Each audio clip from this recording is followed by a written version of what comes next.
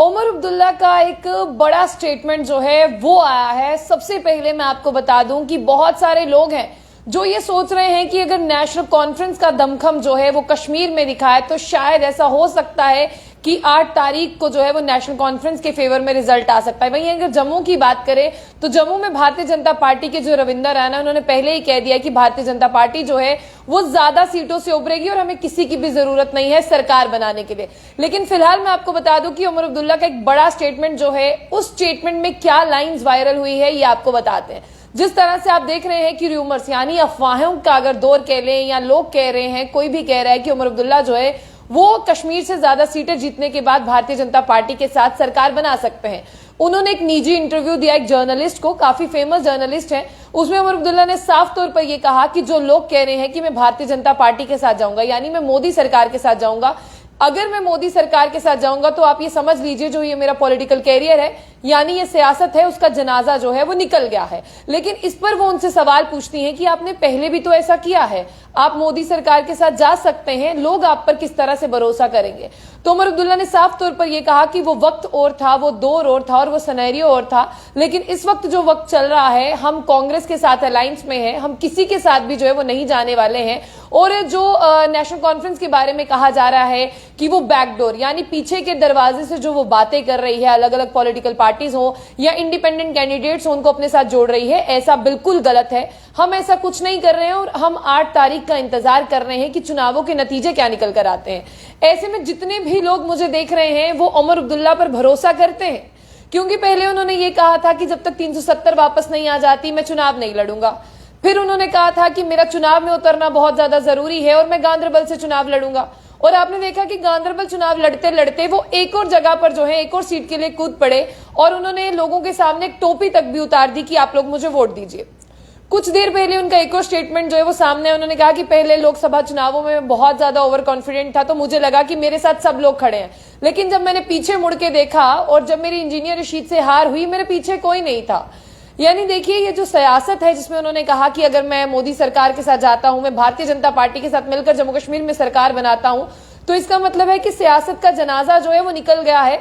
लेकिन आपको वाकई में लगता है कि जम्मू कश्मीर के लोगों को, जिन लोगों ने उनको वोट दिया है, आप लोगों ने उनको वोट किया है, खास कर अगर मैं नेशनल कॉन्फ्रेंस की बात करूं, जितने भी लोग हैं नेशनल कॉन्फ्रेंस का आपने देखा, चाहे मैं सोर्सेज की बात करूं तो सबसे ज्यादा लोग जो है वो नेशनल कॉन्फ्रेंस के लिए वहां पर थे। और आपने देखा कि लोकसभा चुनावों में नेशनल कॉन्फ्रेंस की जो है वो 2 सीटें वहां से थी, जिस तरह से 2 मेंबर ऑफ पार्लियामेंट वहां से थे।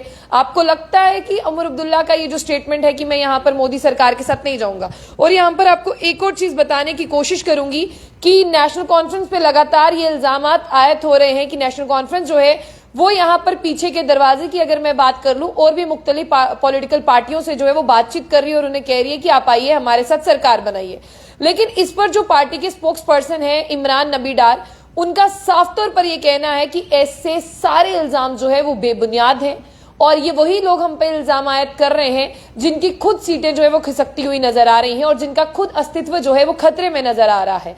नेशनल कॉन्फ्रेंस को ऐसा लगता है कि नेशनल कॉन्फ्रेंस और इंडिया जो है यानी इंडियन नेशनल कांग्रेस की अगर मैं बात करूं तो वो मिलकर सरकार बनाएंगे और सरकार जो है वो उन्हीं की बनेगी। अगर भारतीय जनता पार्टी की बात करें, अगर उनके लीडर्स की आप स्टेटमेंट सुने, अगर उनके लीडर जो कल रविंदर राणा है, उन्होंने जो एक प्रेस कॉन्फ्रेंस दिया उसमें उन्होंने कहा कि यहां पर जो भारतीय जनता पार्टी की बात करते हैं उसे किसी की जरूरत नहीं है, भारतीय जनता पार्टी जो है वो पूर्ण बहुमत से अपनी सरकार बनाएगी। लेकिन इस बीच आपको यह भी देखना होगा कि जो 6 सीटें हैं यानी 90 सीटों पर जो चुनाव हुए हैं, 90 सीटों का जो यहां पर रिजल्ट होगा वो आपके सामने आएगा।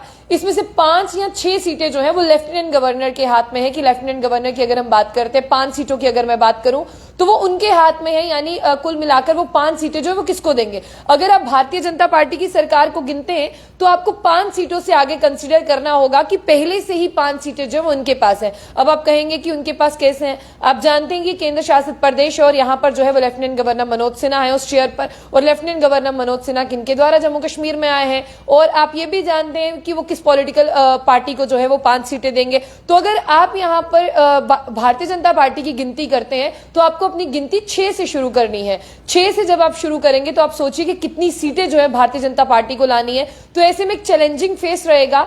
अगर आप नेशनल कॉन्फ्रेंस और इंडियन नेशनल कांग्रेस की बात करते हैं, आपको लगता है कि वो उभर कर आएगी। सबसे पहले आपने देखा कि जम्मू में जिस तरह से कांग्रेस ने सीटों का बंटवारा किया, अगर मैं अखनूर की बात करूं तो सतीश शर्मा को वहां से टिकट जो है वो नहीं दी गई और सबसे ज्यादा वोटिंग जिस तरह से अगर हम बात करते हैं उस सीट से भी निकल कर आया। वहां पर आपने देखा कि सतीश शर्मा को नाराज किया।